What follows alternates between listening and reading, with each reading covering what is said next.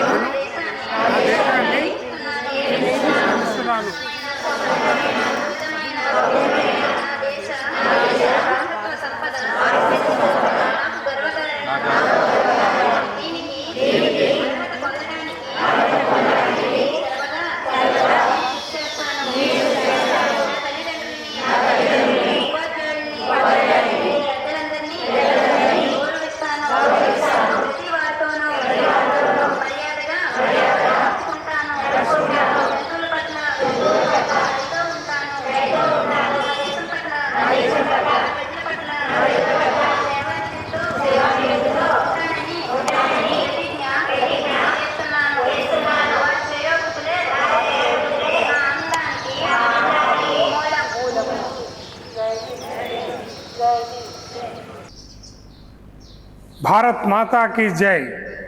పూజ్య గురుదేవులు శ్రీ శివానందుల వారు దైవభక్తి కంటే దేశభక్తి గొప్పది అని చెప్పారు. దేశమంటే మట్టి కాదో, దేశం అంటే మనుషులో అన్నారు గురజాడ. అలాంటిది మామూలుగా భోజనం చేయడానికి కూడా లేని వాళ్ళకి ఈసురోం అని దేశం మనుషులు ఉంటే దేశమే గతి బాగుపడుతుంది అని అది కూడా ఆ సామెత కూడా వారే అన్నారు. మన భారతదేశంలో ఉన్న భూమి వల్ల ప్రపంచానికి కావాల్సిన ఆహారాన్ని తయారు చేయగలిగిన భారతదేశంలో ఎవరు కూడా ఒక్కళ్ళు కూడా పస్తు ఉండడానికి వీల్లేదని పూజ్య గురుదేవులు అంటూ ఉండేవారు. దేశభక్తి విషయంలో ఆయనకున్నంత శ్రద్ధ, ఆయనకున్నంత గొప్ప గౌరవం ఎవరికీ ఉండదని చెప్పక తప్పదు. కాబట్టి ప్రతి ఒక్కళ్ళు వెళ్ళి యుద్ధం చేయడానికి సైన్యంలో చేరి యుద్ధం చేసి ప్రాణాలు అర్పించాల్సిన అవసరం లేదు.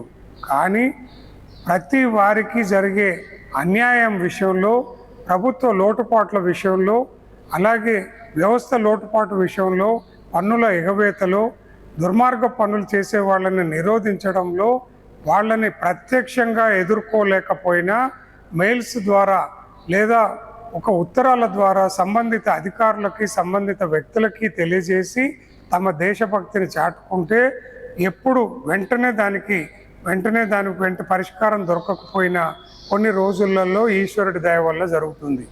అందరూ దేశం బాగుండాలని కోరుకుంటే ప్రపంచంలో రాబోయే 10 సంవత్సరాలలో భారతదేశం అగ్రగామిగా విరసిల్లుతుందనే దానిలో ఎలాంటి సందేహం లేదు. పూజ్య గురుదేవుల శక్తి దానికి డెఫినెట్గా తోడవుతుంది. కాబట్టి ప్రతి వాళ్ళు దేశభక్తిని కలిగి ఉండాలి. ప్రతి వాళ్ళు మతాన్ని అలాగే కులాలను పక్కన పెట్టి దేశంలో ఉన్న ప్రతి వారికి పేద ధనిక వర్గాలనే విభేదాలు ఉండకూడదు. అందరికీ ఆరోగ్యం, ఆహారం, భద్రత ఉండాలి. జై భారత్ మాతాకి జై. వందే మాతరం, వందే మాతరం. భరత మాత పిలిచెరా, తను మన ధన ప్రాణములను తల్లి కొరకెయ్యరా, తల్లి కొరకెయ్యరా. భారతీయ సోదరా, భరత మాత పిలిచెరా, తను మన ధన ప్రాణములను తల్లి కొరకెయ్యరా, తల్లి కొరకెయ్యరా. మన ధర్మం మన సంస్కృతి మ్రోడు వారనీయకురా, మన వీరుల మన ధీరుల మరచిపోయి మసలకురా. మన జాతిని మన ఖ్యాతిని మనసులోన తలచరా, మన ధర్మం మన సంస్కృతి మ్రోడు వారనీయకురా, మన వీరుల మన ధీరుల మరచిపోయి మసలకురా. మన జాతిని మన ఖ్యాతిని మనసులోన తలచరా, మన కోసం మనమంటూ ప్రగతి వైపు దూకరా, మన కోసం మనమంటూ ప్రగతి వైపు దూకరా.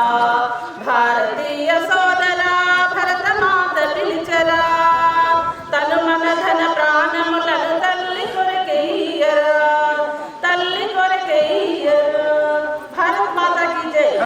पवित्र भारत सवित्री को स्वातंत्र्योत्सव जागेंगे, लाल किला पे अशोक